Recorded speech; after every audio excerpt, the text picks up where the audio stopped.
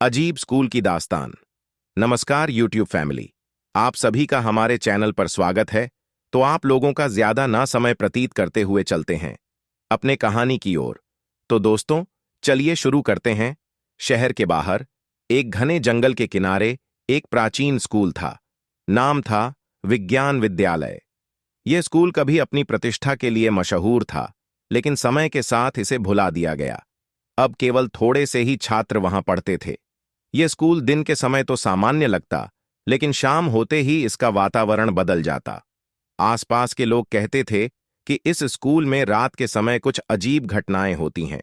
कई छात्रों ने अजीब आवाजें सुनी थीं, किसी के रोने की, कभी-कभी हंसने की और कभी-कभी चीखने की।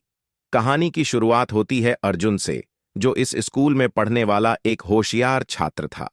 अर्जुन 10वीं कक्षा में पढ़ता था और उसकी दोस्ती 4 और बच्चों से थी: निधि, समीर, प्रिया और गौरव।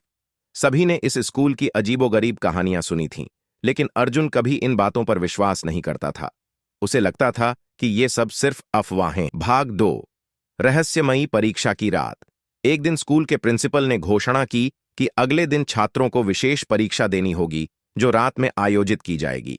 यह परीक्षा पूरे स्कूल में एक ही समय पर ली जाएगी और इसके लिए छात्रों को रात में स्कूल के विभिन्न हिस्सों में जाना होगा। सुनने में यह परीक्षा असामान्य लगी, लेकिन सभी छात्रों ने इसे चुनौती की तरह लिया। रात को 9 बजे सभी छात्रों को इकट्ठा किया गया। अर्जुन और उसके दोस्त एक साथ ही थे और उन्हें एक पुरानी इमारत में भेजा गया, जो स्कूल के पिछले हिस्से में स्थित थी। यह इमारत काफी समय से बंद थी और इसे पुराना पुस्तकालय कहा जाता था। कहा जाता था कि वहां चुड़ैल की आत्मा भटकती है, लेकिन अर्जुन और उसके दोस्तों ने इन बातों को मजाक समझा। भाग 3, किताब की रहस्यमयी चेतावनी।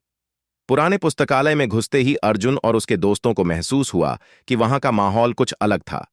चारों ओर धूल और जाले थे और दीवारों पर अजीब निशान थे, जैसे किसी ने वहां लड़ाई की हो। वे धीरे धीरे पुस्तकालय के अंदर गए और वहां की किताबों को देखना शुरू किया। तभी निधि की नजर एक पुरानी किताब पर पड़ी, जो किसी खास अलमारी में रखी थी। किताब बहुत ही प्राचीन लग रही थी और उस पर कुछ लिखा था, जो धुंधला हो चुका था। उत्सुकता से निधि ने वह किताब उठाई और जैसे ही उसने उसे खोला, एक जोर की आवाज आई, जैसे कोई दरवाजा बंद हुआ हो। सभी डर गए और चारों तरफ देखने लगे, लेकिन कुछ नजर नहीं आया। अर्जुन ने निधि से किताब छीनकर उसे पढ़ना शुरू किया। उसमें लिखा था, जो कोई भी इस पुस्तकालय में आएगा, वह अब यहां से जिंदा बाहर नहीं जा पाएगा।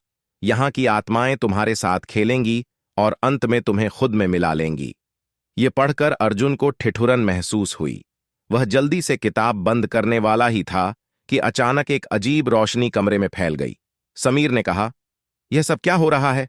हमें यहां से निकलना। भाग 4, चुड़ैल की आत्मा का आना। तभी उन्हें महसूस हुआ कि कोई उनके पीछे खड़ा है। जब उन्होंने मुड़कर देखा तो वहां एक साया था, एक महिला का। उसकी आंखें लाल थीं और उसका चेहरा भयानक। उसके काले बाल हवा में लहरा रहे थे और उसके होंठों पर एक खतरनाक मुस्कान थी। वह महिला चुड़ैल की आत्मा थी, जिसका नाम था रत्नावली। रत्नावली ने धीमी आवाज में कहा, तुम लोग मेरी किताब को छूने की हिम्मत कैसे कर सकते हो? अब तुम मेरे जाल में फंस चुके हो। कोई यहां से बच नहीं सकता। अर्जुन ने साहस जुटाकर पूछा, तुम कौन हो और हमसे क्या चाहती हो?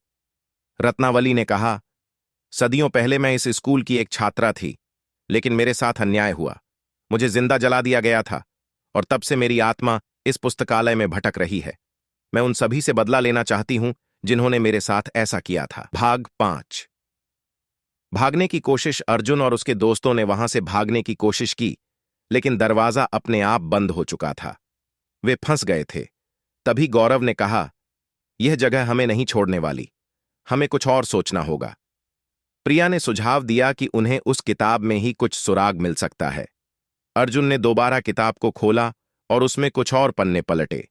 एक पेज पर लिखा था, यदि तुम सच्चे दिल से माफी मांगोगे और किसी निर्दोष की मदद करोगे, तो ही इस श्राप से मुक्त हो सकते हो।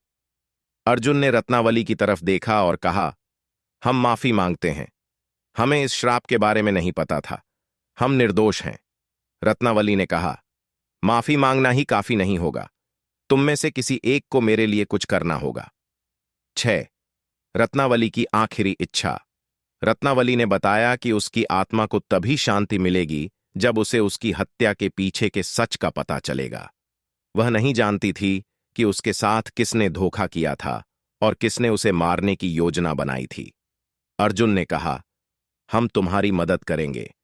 अगर हम तुम्हें सच का पता लगाने में मदद कर सकें तो क्या तुम हमें जाने दोगी? रत्नावली ने सहमति में सिर हिलाया। अर्जुन और उसके दोस्तों ने मिलकर उस समय के इतिहास की किताबें पढ़ीं और अंततः उन्हें पता चला कि रत्नावली की हत्या उसके ही सबसे करीबी दोस्त ने की थी, जो उसकी शक्तियों से डरता था और उसे स्कूल की प्रमुख चुड़ैल बनने से रोकना चाहता था। आग 7। चमत्कारी अंत सच का पता चलने पर रत्नावली की आंखों में आंसू आ गए। उसने अर्जुन और उसके दोस्तों का शुक्रिया अदा किया। उसने कहा, अब मैं मुक्त हो सकती हूं। तुम लोगों ने मुझे न्याय दिलाया। अब मैं चैन से जा सकती हूं। जैसे ही उसने यह कहा, उसकी आत्मा धीरे धीरे अदृश्य होने लगी। कमरे में फैली अजीब रोशनी भी गायब हो गई और दरवाजा अपने आप